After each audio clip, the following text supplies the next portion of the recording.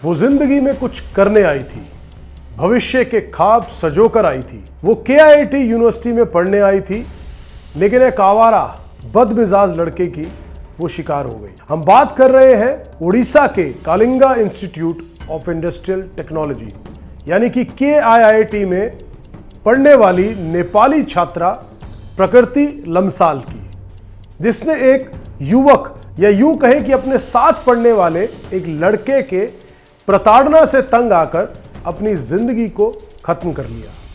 लेकिन दुख इस बात का है और ज्यादा है कि कॉलेज के प्रशासन ने कार्रवाई करने की बजाय पहले तो लीपापोती शुरू कर दी।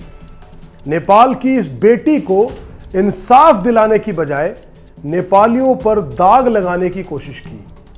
उन्हें हॉस्टल से बाहर निकाल दिया गया। जी हां, उन्हें पीटा भी गया और उन पर तरह तरह के आरोप लगाए गए। क्या कसूर था इस बेटी का? क्या यही एक कसूर था कि वो नेपाल से उड़ीसा पढ़ने के लिए आई थी? सच कहें तो कोई कसूर नहीं था उस बेटी का।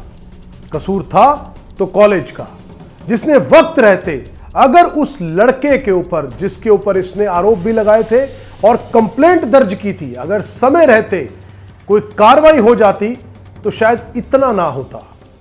KIT यूनिवर्सिटी ने तो देश को शर्मसार करने में भी कोई कसर नहीं छोड़ी। प्रकृति की संदिग्ध मौत के बाद KIIT प्रशासन ने नेपाल के सारे छात्रों को बंधक बना लिया। और अगर हम बात करें वहां के टीचर्स की, तो मंजूषा पांडे नाम की महिला प्रोफेसर ने तो हद ही पार कर दी। वो नेपाली छात्रों से एक वीडियो में कहती हुई दिखाई दे रही हैं कि 40,000 छात्रों को हम मुफ्त में खाना खिलाते हैं।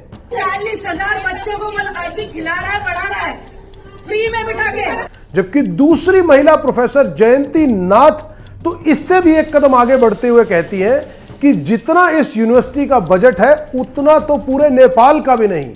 फ्री में बिठा के पूरे कंट्री का उतना बजट होगा, उतना बजट होगा। इस वीडियो को देखकर पूरे हिंदुस्तान को शर्म आ रही है।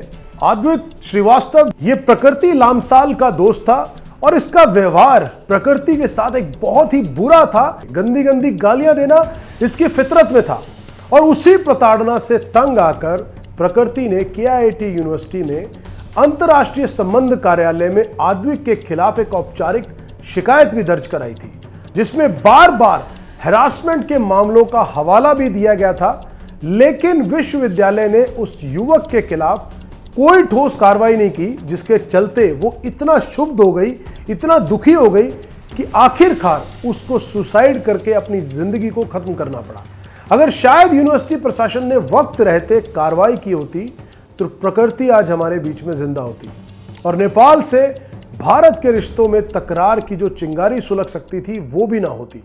क्योंकि इस पूरे मामले पर जब ये मामले ने तूल पकड़ा तो नेपाल के प्रधानमंत्री को भी हस्तक्षेप करना पड़ा और दखल देना पड़ा। नेपाल के प्रधानमंत्री KP शर्मा ओली ने साफ कहा कि भारत में नेपाली दूतावास के 2 अधिकारियों को नेपाली छात्रों की मदद के लिए उड़ीसा भेजा गया।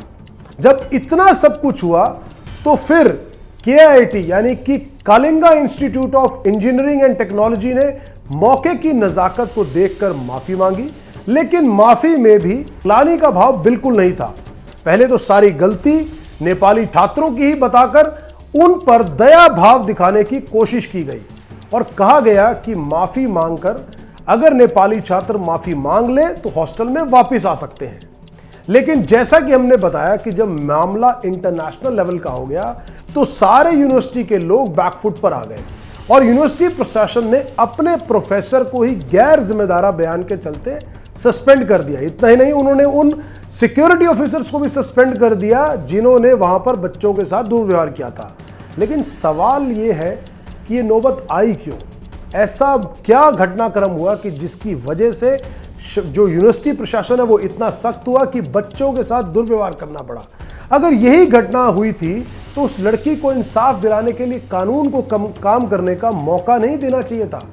सोच के देखिए कितने सपनों के साथ वो लड़की यहां आई थी। उसके माँ बाप ने इसलिए नहीं भेजा था कि उसे गंदी गंदी गालियां दी जाएंगी, इतना परेशान किया जाएगा कि वो अपना जीवन को खत्म कर देगी, जो शायद कोई स्वेच्छा से चुनना नहीं चाहेगा। कहते हैं कि जिंदगी खत्म करने का विचार अगर किसी के मन में आता है तो वो अंतिम विचार होता है जब उसे लगता है कि शायद उसकी खुशी और जिंदगी को जीने के सारे रास्ते खत्म हो गए, उसके बाद ही उस विपरीत मनोस्थिति के अंदर ही कोई ऐसा डिसीजन लेता है।